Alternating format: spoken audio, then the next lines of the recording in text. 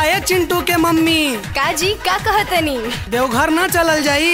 ना जी ना, हमसे ना चलल जाई। सुनिए पहाड़ नहीं हमसे चढ़ाला, भीतर भीतर पिया मन घबराला।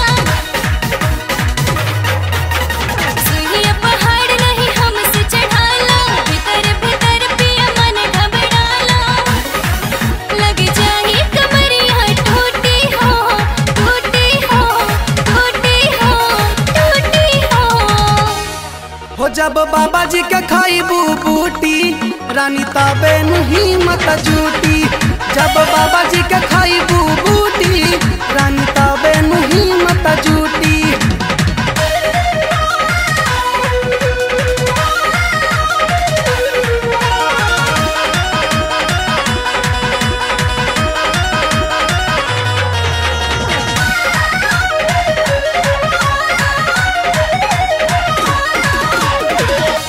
एड़ी से छोटी तक ले दुखता शरीरिया, रउआ के बाटे नहीं तनी को फिक्रिया।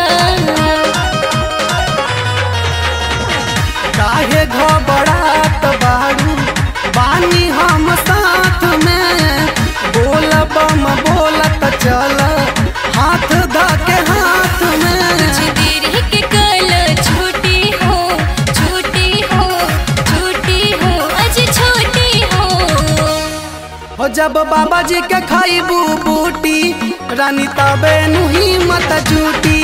जब बाबा जी के खाइबू बूटी रानी तबे नहीं मत जूटी।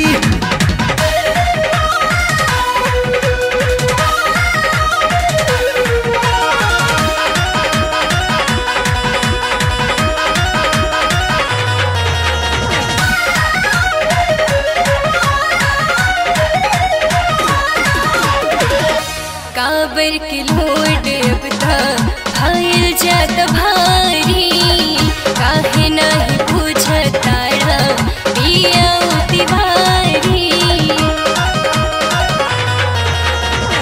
बोला बम बोला बूता मिली आराम हो, दवाई के काम करी बाबा के नाम हो। लग जाई कमरिया टूटी हो, टूटी हो, टूटी हो, अरे टूटी हो। जब बाबा जी के खाइबू बूटी रानी तबे नहीं मत जूटी।